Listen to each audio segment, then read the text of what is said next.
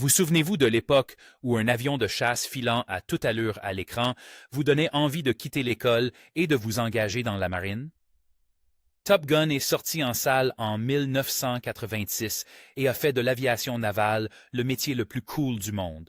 Un mélange de films d'action, de vidéos de recrutement et de pubs pour Ray-Ban.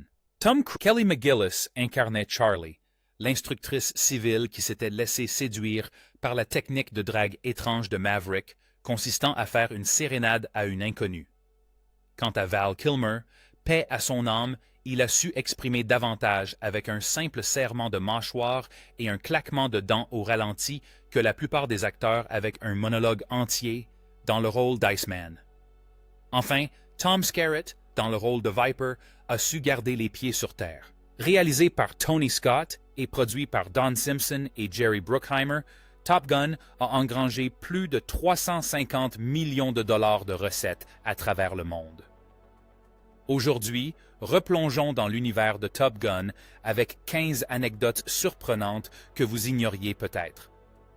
L'article de magazine à l'origine du film, les acteurs qui n'arrêtaient pas de vomir et les décisions du studio qui ont failli tout changer. Avant de commencer, n'oubliez pas de liker et de vous abonner pour ne manquer aucune de nos analyses approfondies des films cultes de notre jeunesse. Et partagez cette vidéo avec votre ami ou amie qui passe encore Danger Zone à fond dès qu'il ou elle s'insère sur l'autoroute. Allez, c'est parti pour le compte à rebours. Un article de magazine a déclenché un véritable phénomène. En mai 1983, un auteur du nom d'Ahud Yona publiait dans le magazine California un article intitulé Top Guns. Ce reportage, riche en adrénaline, décrivait en détail l'entraînement des pilotes de chasse à la base aéronavale de My Yar à San Diego, une base que les pilotes avaient surnommée Fightertown, USA. Yanné a suivi 2 aviateurs de la marine américaine durant leur stage intensif de 5 semaines à Top Gun. Son récit est vivant et les photographies aériennes du lieutenant-commandant Charles Heater Heatley sont époustouflantes. L'univers décrit par Yane, ces jeunes pilotes poussant des jets valant des millions de dollars à leurs limites, rivalisant pour la gloire et les classements, semblait tout droit sorti d'un film qui n'existait pas encore. Les producteurs Don Simpson et Jerry Bruckheimer lurent le projet et y virent immédiatement une mine d'or. 2 mois après sa publication, ils en achetèrent les droits d'adaptation. Le problème était de convaincre d'autres personnes. De nombreux scénaristes refusèrent le projet. Les réalisateurs David Cronenberg et John Carpenter déclinèrent l'offre, et Hollywood ne se bousculait pas vraiment pour produire un film sur des aviateurs de la marine et leurs indicatifs d'appel. Simpson, mais rien de tout cela ne se serait produit sans l'article de Ian. Ce simple article, écrit pour dépeindre un aspect de la vie militaire que la plupart des Américains ignoraient, a involontairement fourni à Hollywood le scénario d'un des plus grands succès de la décennie. Et les héritiers de Yona allaient de nouveau faire la une des journaux. En 2022, sa veuve et son fils ont poursuivi Paramount en justice concernant la suite, affirmant que le studio avait laissé expirer les droits du film original et avait malgré tout réalisé Top Gun Maverick sans les indemniser. Paramount a déboursé des millions de dollars auprès du Pentagone pour emprunter des avions de chasse. Vous voulez de vrais F-14 Tomcat dans votre film? En 1986, l'US Navy avait commencé à les louer et ça coûtait une fortune. Faire voler l'un de ces avions coûtait à Paramount environ... Attendez, non, ce n'est pas une erreur. 76 cents de l'heure. À chaque fois qu'un de ces jets fendait le ciel, le studio perdait des sommes colossales à une vitesse vertigineuse. Au terme du tournage, la facture de Paramount auprès du Pentagone atteignait 1,8 million de dollars, couvrant les avions, l'accès à la base aéronavale de Miramar, plusieurs porte-avions et, en somme, une véritable ville flottante de matériel militaire. Et voici le plus étonnant. Le budget total du film n'était que de 15 millions de dollars. Cela signifie qu'environ 12% des recettes de Top Gun ont servi à louer les services de l'US Navy. Et pourtant, c'était une véritable aubaine. La construction d'un seul F-14 Tomcat a coûté au gouvernement américain environ 38 millions de dollars. Cela représentait les scènes dans le cockpit étaient une illusion de studio. Et oui, les avions donnaient encore le mal de mer. Voici un détail qui risque de briser la magie. La plupart de ces gros plans impressionnants dans le cockpit n'ont pas été filmés dans de véritables F-14. Ils ont été tournés dans une réplique de cockpit montée sur un cardan, dissimulée dans un hangar derrière l'aéroport de Burbank. Tony Scott voulait tout filmer dans de vrais avions de chasse. La marine était partante. Les acteurs étaient d'accord, mais le problème était qu'on n'entendait pas un mot. Entre le rugissement des moteurs et le bruit du vent, le son était inaudible. Du coup, la production a construit une maquette détaillée du cockpit d'un F-14, l'a fixée sur une plateforme motorisée et a filmé les acteurs en arrière-plan, tandis que des membres de l'équipe hors champ les arrosaient avec des bouteilles d'eau pour simuler la transpiration. Incroyable, non? À chaque fois que Maverick semble souffrir sous 7G, un type s'en prend au front de Tom Cruise avec un vaporisateur. Les acteurs ont bien volé à bord de vrais F-14, mais pas pour les scènes dialoguées, et l'expérience a été catastrophique. Tom Cruise a été pris de violents vomissements lors de son premier vol, après qu'un pilote surnommé Bozo, et croyez-moi, ce n'est pas une invention, ait décidé de lui faire vivre un véritable calvaire. Cruise a fait 3 tours de manège au total. Il a vomi lors du premier et les autres acteurs ont vécu la même chose. En fait, Anthony Edwards était le seul membre de la distribution à ne jamais vomir. Goose avait l'estomac le plus solide de toute la production. Mais c'est là que ça devient incroyable. Les prises de vue aériennes extérieures, tout était réel, avec de vrais pilotes de la marine, de vrais F-14, des caméras fixées sur un Occept Intruder et un Learjet effectuant de véritables manœuvres de combat aérien. Et l'un de ces gars-là s'appelait Scott Altman, qui est devenu plus tard astronaute à la NASA. C'est lui qui a filmé les plans où l'on survole la tour de contrôle à basse altitude. Ce satané homme a dû prendre 9 prises à toute vitesse devant la tour de contrôle de My-Iramar parce que le réalisateur voulait avoir le choix. C'est aussi lui qui a filmé la séquence inversée où Maverick fait un doigt d'honneur au pilote ennemi. C'est bien Altman qui fait un doigt d'honneur sur le plan, pas Tom Cruise. Alors, quand vous regardez Top Gun, souvenez-vous que la sueur est fausse. Les gros plans sont réalisés avec un stabilisateur et c'est Burbank et un futur astronaute qui a réellement enfreint toutes les règles. La scène de volleyball était censée être un simple remplissage. Tony Scott ne l'a pas tourné pour faire avancer l'intrigue, mais simplement parce qu'il le pouvait. Issu du monde des publicités haut de gamme, Scott était très attentif à l'esthétique. Le soleil, le sable, l'éclat des muscles sous les rayons du soleil.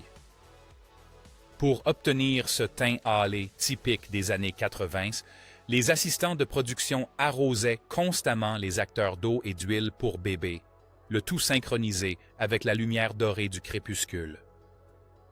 Résultat, des pilotes qui ressemblaient moins à des humains qu'à des demi-dieux de MTV. Paramount a évidemment piqué une crise. Ils trouvaient que c'était du gaspillage d'argent et ont dit à Scott qu'il voulait plus d'avions de chasse et un peu moins de beaux gosses. Scott a refusé de couper quoi que ce soit.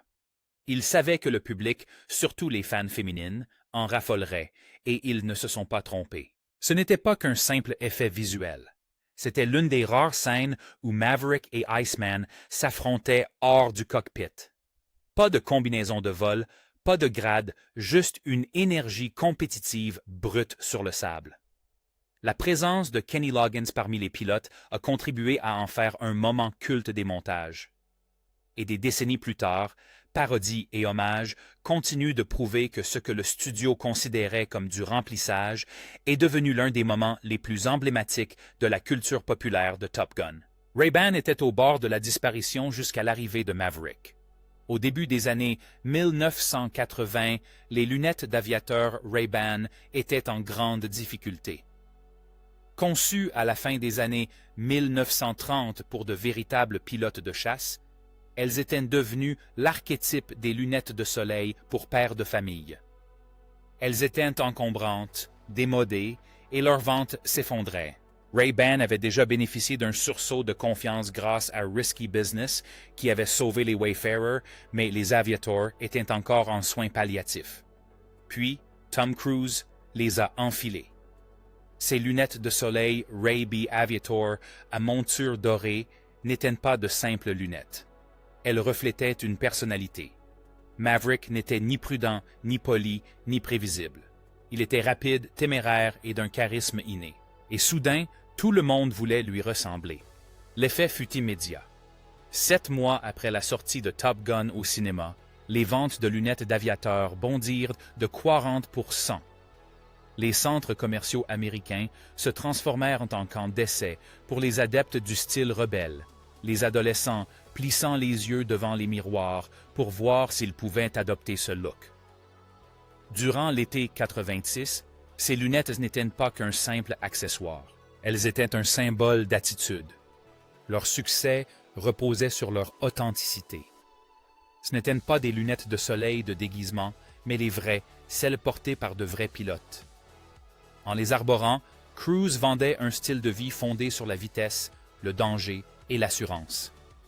Ray-Ban est passé du statut de marque historique en déclin à celui de géant de la mode presque du jour au lendemain. À la fin de la décennie, ils vendaient des millions de paires par an, et leur succès ne s'est jamais démenti. Lors de la sortie de Top Gun Maverick en 2022, les ventes d'Aviator ont explosé. Parfois, il suffit d'une bonne paire de lunettes de soleil et d'une touche de style pour sauver une marque. Val Kilmer ne voulait pas être Iceman. En 1985, il trouvait Top Gun indigne de son talent. Fraîchement sorti d'une mission top secrète et véritable génie, il jugeait le scénario ridicule et, selon ses propres termes, détestait les films bellicistes. Il a catégoriquement refusé. Le problème? Il était lié par un contrat de 3 films avec Paramount. Le studio n'a pas demandé son avis, il a insisté sans hésiter. Kilmer a avoué plus tard s'être présenté à l'audition en essayant de la saboter, vêtu d'un short australien vert trop grand et récitant son texte sans le moindre enthousiasme. Il pensait qu'après ça, il ne voudrait plus de lui, mais il se trompait. Il a quand même décroché le rôle et s'est senti plus déçu que ravi. Cette tension n'a pas disparu une fois les caméras en marche. Pour entretenir la rivalité, Kilmer a délibérément accentué le conflit avec Tom Cruise hors caméra. L'équipe s'est divisée en 2 camps, Maverick et Goose d'un côté, Iceman et sa bande de l'autre. Qu'il s'agisse de la méthode Stanislavski ou de rancœur persistante, la tension entre eux était palpable. Et c'est ce qui donne à leur scène une telle intensité. Vous n'assistez pas à une compétition truquée. Vous voyez 2 énergies totalement différentes s'affronter. Kilmer a également discrètement façonné le personnage au-delà de ce qui était écrit. Le scénario ne donnait pas beaucoup d'informations sur Iceman, alors Kilmer a inventé une histoire. Un père qui l'ignorait, un homme obsédé par l'idée de se montrer idéal, et ces petites dents agressives qui mordent Maverick. C'était l'improvisation de Kilmer. Il a raconté plus tard que l'idée lui était venue dans sa loge, en imaginant le père d'Iceman mâchant un morceau de glace comme un chien sauvage. Ces petits détails prédateurs ont transformé Iceman, d'un rival ordinaire, en une figure bien plus inquiétante, calme, sûr de lui et toujours aux aguets. À la fin du tournage, l'attitude de Kilmer avait changé. L'énergie et l'enthousiasme du réalisateur Tony Scott l'avaient conquis, et Iceman devint l'une de ses performances les plus marquantes. Des années plus tard, lorsque Top Gun Maverick était en préparation et que personne ne le contacta pour lui proposer de revenir, Kilmer ne se fit pas recontacter. Il proposait directement des scènes à l'équipe créative. Celui qui ne voulait pas du rôle était finalement devenu l'un des rivaux les plus mémorables de l'histoire du cinéma. Les scènes de bar nous ont offert 2 des moments les plus mémorables du film, qu'on a envie de revoir sans cesse. Top Gun, c'est des avions de chasse, de la rivalité et de la tragédie, mais certains de ces moments les plus marquants se déroulent les pieds sur terre, un verre à la main. D'abord, il y a la sérénade. Au début du film, Maverick aperçoit Charlie dans un bar bondé et décide que le meilleur moyen de l'impressionner est de chanter à tue-tête « You've lost that loving feeling » des Righteous Brothers, complètement a cappella, devant tout le monde. C'est ridicule, c'est ringard, et pourtant, ça marche, car tout le bar se joint à lui, transformant la tentative de drague lamentable d'un type en un karaoké géant. La scène a été filmée à l'hôtel Lafayette de San Diego, transformée pour l'occasion en messe des officiers de la marine, et elle a donné le ton au personnage de Maverick. Un homme prêt à risquer le ridicule pour se faire remarquer. Et puis, il y a le piano. Plus tard dans le film, Goose s'installe au piano lors d'un barbecue à Kansas City et interprète avec brio Great Balls of Fire, sous les encouragements de sa femme Carol, jouée par Meg Ryan. Maverick et au passage, ils ont lancé des milliers de soirées karaoké. Bon, on fait une petite pause parce que je dois savoir quel est votre personnage préféré de Top Gun. Dites-le nous dans les commentaires ci-dessous. Et pendant que vous y êtes, n'oubliez pas de liker et de vous abonner, bande de nigaudes, parce qu'on se plonge dans vos séries et films rétro préférés chaque semaine. Les avions ennemis n'existent pas. Le truc avec les terrifiants chasseurs soviétiques de Top Gun, c'est qu'ils sont aussi russes qu'un cheeseburger. Dans les années 80, Hollywood ne pouvait pas appeler Moscou pour emprunter quelques MiG pour un film avec Tom Cruise. Alors, les cinéastes ont fait comme toute production débrouillarde. Ils ont truqué les choses. Les avions ennemis étaient en réalité des Northrop F-5 Tiger II, des appareils américains que la marine utilisait déjà pour jouer le rôle de l'ennemi lors d'exercices d'entraînement.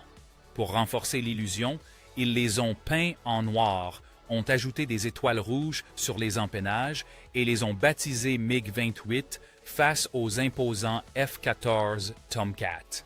Les F-5, plus petits, donnaient l'impression d'un parfait contraste entre le petit pousset et le géant dans le ciel, même si, en réalité, le géant poursuivait son propre allié déguisé pour Halloween et ce nom ne laissait aucun doute à l'interprétation. Les vrais MiG soviétiques étaient presque toujours numérotés de façon impaire. 15, 21, 23 et 29. En désignant celui-ci comme un modèle 28, les réalisateurs ont en quelque sorte fait un clin d'œil complice aux spectateurs attentifs. L'avion était purement fictif, ce qui permettait au scénario de lui attribuer toutes les capacités nécessaires à la scène, y compris des manœuvres à faire s'étouffer un véritable ingénieur aéronautique. Le film ne révélait jamais l'identité de l'ennemi. Aucun pays n'était nommé, aucun drapeau n'apparaissait, seul l'ennemi était mentionné. The Red Stars faisait allusion à la guerre froide, mais le scénario restait volontairement vague. Ce choix a permis à Top Gun de ne pas se transformer en film politique dépassé et a simplifié le conflit. Nous contre eux, compétence contre compétence. Mais le plus surprenant, c'est que ces faux MiG étaient en réalité l'élément le plus réaliste du film. À la véritable école Top Gun, les pilotes de la Navy s'entraînaient pendant des années contre des F-5 maquillés en avions ennemis. Lorsque Maverick et Goose étudiaient ces silhouettes en classe, ils voyaient exactement les mêmes avions que ceux utilisés par Hollywood pour le combat aérien final. Le méchant le plus terrifiant de Top Gun était un jet qui n'a jamais existé. Construit avec des pièces américaines, repeint pour ressembler à un avion étranger et portant un nom que n'importe quel passionné d'aviation identifierait comme fictif en 2 secondes chrono. Cette image inversée est un beau mensonge. C'était l'image emblématique de Top Gun. Maverick fait basculer son F-14, se glisse au-dessus d'un MiG-28 et fait un doigt d'honneur pendant que Goose prend une photo Polaroid. Mais voilà le hic. Si vous montriez cette scène à un pilote de l'aéronavale, il vous rirait au nez. Les lois de la physique sont tout simplement impossibles. Le F-14 Tomcat possède 2 stabilisateurs verticaux et d'imposantes dérives qui rendent physiquement impossible un rapprochement aussi proche entre les 2 appareils sans que les 2 ne s'embrasent. D'ailleurs, Si vous étiez directement au-dessus de lui, comment pourriez-vous le voir? Et même si l'on parvenait à résoudre miraculeusement ce problème de géométrie, voler aussi près d'un autre avion crée un chaos aérodynamique. Le flux d'air entre deux avions à cette distance pourrait littéralement les aspirer l'un contre l'autre. Les pilotes professionnels, effectuant des manœuvres en formation, restent précisément en décalage pour éviter cela. Se pose ensuite la question du carburant. Les avions de chasse ne sont pas conçus pour voler sur le dos pendant une période prolongée. Au-delà de 15 à 20 secondes, le moteur commence à manquer de carburant. Vous vous écraseriez comme une pierre hors de prix. Alors, comment ont-ils réussi cette prise de vue? Eh bien, c'est là que ça devient intéressant. Ils ont triché, mais pas comme vous le pensez. D'après Dave Barron, un instructeur de vol de haut niveau qui a lui-même piloté des séquences pour le film, les pilotes de F-5 incarnant l'équipage du MiG volaient en formation serrée aux côtés d'un Learjet équipé d'une caméra, piloté par le légendaire directeur de la photographie aérienne Clay Lacy. Sur cue, ils levèrent les yeux au ciel et feignirent de la surprise. Le hic, il n'y avait rien au-dessus d'eux. Le F-14 inversé fut ajouté plus tard par composition optique, l'un des rares effets spéciaux du film. Eh oui, le moment aérien le plus inoubliable de l'histoire de Top Gun, c'est bien ces deux pilotes fixant les nuages en faisant semblant d'avoir peur. Les dialogues n'améliorent pas le réalisme. Quand Maverick se vante d'un piqué à 4G négatif, les physiciens ont grimacé. Si le F-14 est en vol inversé et subit des G positifs, le MiG en dessous devrait subir des G négatifs pour maintenir la distance, ce qui retournerait littéralement les yeux du pilote. Le corps humain supporte environ moins 3 G avant que la situation ne devienne critique. Mais tout cela importait peu. Tony Scott avait compris une chose essentielle. Un film n'est pas un documentaire. Il lui fallait une image qui crie le danger, la maîtrise et l'assurance, et il l'a obtenue. Le fait que ce soit physiquement impossible n'a fait que la rendre plus mémorable. La moto de Maverick était la plus rapide au monde. En 1984, Kawasaki a discrètement lancé la GPZ 900R, la toute première moto à porter le nom de Ninja. La GPZ 900 Ninja, première superbike au monde à moteur, 4 cylindres en ligne, 16 soupapes et refroidissement liquide. Avec son moteur, 4 cylindres en ligne. 16 soupapes à refroidissement liquide et une vitesse de pointe de 243 km/h, elle est devenue la première moto de série au monde à franchir cette vitesse. Ce qui serait pour ce lorsque les producteurs ont menacé de s'adresser à Honda, Vaughn a haussé les épaules et leur a donné le numéro de téléphone de Honda. Les motos sont finalement arrivées d'un concessionnaire de San Diego et la production a retiré les emblèmes Kawasaki des réservoirs, ne laissant visibles que les logos Ninja. Peu importait, car tout le monde savait exactement de quelle moto il s'agissait. Après la sortie du film Top Gun au cinéma, le mot Ninja est devenu synonyme de vitesse, et la gamme de motos sportives Kawasaki a surfé sur cette vague pendant des décennies. La suite a mis 36 ans à sortir et a failli remporter l'Oscar du meilleur film. En 1986, Top Gun était un succès commercial sans prétention. Les critiques étaient indifférents, le public en délire, et personne ne s'attendait à ce qu'il soit en lice pour les Oscars. 36 ans plus tard, Top Gun Maverick est sorti en salle en mai 2022 et a réalisé un exploit presque inédit. Il a reçu de bien meilleures critiques que le premier opus. Vraiment bien meilleures. La suite a obtenu 96% sur Rotten Tomatoes, a engrangé près de 1,5 milliard de dollars de recettes mondiales et est devenu le plus gros succès de la carrière de Tom Cruise. Puis vint la saison des récompenses. Le film a décroché 6 nominations aux Oscars, dont celle du meilleur film, une catégorie qui récompense rarement les blockbusters de l'été. Il a remporté l'Oscar du meilleur son et le National Board of Review l'a désigné meilleur film de 2022. At Ken Cruz, a reçu une ovation de 5 minutes et une palme d'or honorifique surprise. Pendant un instant, on a cru que ce film de pilote de chasse allait créer la surprise. Mais une absence flagrante manquait à l'appel. Tom Cruise, 36 ans plus tard, Maverick a enfin reçu ses fleurs. Mais pas toutes. Le problème, c'est que Tom Cruise tournait déjà La couleur de l'argent de Martin Scorsese et que Kelly McGillis était passé à un autre film et s'était teint les cheveux en brun foncé. Pour avoir Tom Cruise, Tony Scott a donc dû se rendre à Chicago et obtenir l'accord de Scorsese pour emprunter sa star le temps d'une journée. Scorsese a accepté. Il ne leur restait plus qu'à dissimuler tous les problèmes de continuité. Dans la scène de l'ascenseur, McGillis portait une casquette pour dissimuler ses cheveux. Cruise, quant à lui, semblait sortir de la douche, non pas pour un effet sexy, mais parce que mouiller ses cheveux était le seul moyen de les aplatir et de retrouver son apparence précédente. Enfin, la scène d'amour, filmée presque entièrement en contre-jour, baignée d'une lumière bleue, était précisément conçue pour que personne ne remarque que McGillis était désormais brune. Ce qui aurait pu être un désastre en termes de continuité est devenu le moment romantique le plus mémorable du film et a consacré les années 80 comme la décennie où les limitations sont devenues esthétiques. La bande originale est devenue la bande-son des années 80.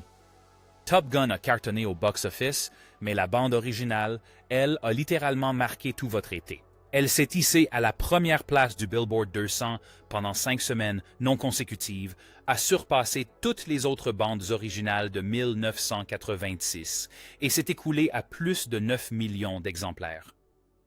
AllMusic l'a qualifié de objet incontournable du milieu des années 80 et honnêtement, c'est un euphémisme.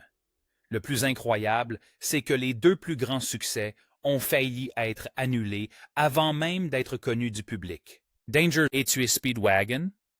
Kevin Cronin a admis sans détour que les notes étaient trop aiguës pour lui. Quand les producteurs ont finalement appelé Kenny Loggins, ils étaient au pied du mur. Loggins était déjà au studio pour tourner la scène de volley avec les garçons. Il a entendu dire que Danger Zone était disponible et il a sauté sur l'occasion.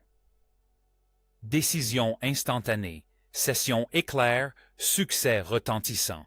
La chanson a plafonné à la 2e place, bloquée par Sledgehammer de Peter Gabriel, mais peu importait. Danger Zone est devenu The Sound of Adrenaline itself. Take My Breath Away a connu son lot de péripéties. Giorgio Moroder a donné la priorité aux 2 titres à Berlin, espérant qu'il choisirait le morceau rock. Le chanteur Terry Nunn, quant à lui, préférait la ballade. John Crawford, membre du groupe, n'en voulait pas. Ce n'était ni leur chanson, ni leur style. Ils n'étaient pas intéressés. La maison de disques a finalement imposé sa volonté. Personne ne l'a enregistrée. Crawford a accepté et la ballade a connu un succès fulgurant. Numéro 1 aux États-Unis, numéro 1 à l'international et récompensé par un Oscar et un Golden Globe. Un an plus tard, le groupe s'est séparé. Cette chanson y est pour beaucoup. Les mêmes auteurs, 2 désastres totalement différents transformés en triomphe. Et ensemble, ils ont fait d'un film de pilote de chasse le tube incontournable de 1987. Deuxièmement, le film a coûté la vie à un pilote. Art Skoll était un pilote légendaire, champion national américain de voltige aérienne, une figure incontournable des meetings aériens à travers le pays et l'un des caméramans aériens les plus réputés d'Hollywood. Son CV comprenait des films comme L'étoffe des héros, Indiana Jones et le Temple maudit, Tonnerre de feu et le grand Waldo Pepper. Lorsque les producteurs avaient besoin d'images impossibles, ils faisaient appel à Art Shaw. Le 16 septembre 1985, Schull monta à bord de son biplan Pitts S, 2 au large de Carlsbad, en Californie. Des caméras étaient fixées à l'appareil, prêtes à filmer la vrille à plat, qui plus tard précipiterait Maverick et Goose dans une vrille mortelle. Il a amorcé la vrille intentionnellement à environ un 200 mètres d'altitude. À 900 mètres, des témoins ont entendu sa voix grésiller à la radio. « J'ai un problème. » À 450 mètres, j'ai vraiment un problème. Quelques secondes plus tard, l'avion s'est abîmé dans le Pacifique. Seuls des débris ont été retrouvés. La cause exacte de l'accident n'a jamais été déterminée. Certains ont supposé que le matériel de la caméra avait déséquilibré l'avion, tandis que d'autres ont évoqué une défaillance des commandes ou une désorientation spatiale. Art Skoll avait 53 ans. Le générique de fin du film rend hommage à sa mémoire. C'est un rappel discret que lorsque Maverick et Goose ont effectué cette vrille à plat, la tension n'était pas qu'un simple effet hollywoodien. C'était l'écho d'un homme qui avait tout donné pour cette prise. Top Gun, c'était la campagne de recrutement militaire la plus géniale de tous les temps. Soyons honnêtes, en 1986, la marine américaine n'attendait pas que les gens viennent à elle. Elle est allée droit au but, les halls de cinéma. Dès la fin du film, les recruteurs étaient déjà postés dehors, abordant les adolescents encore sous le coup de l'adrénaline. Avant même que l'on met Maverick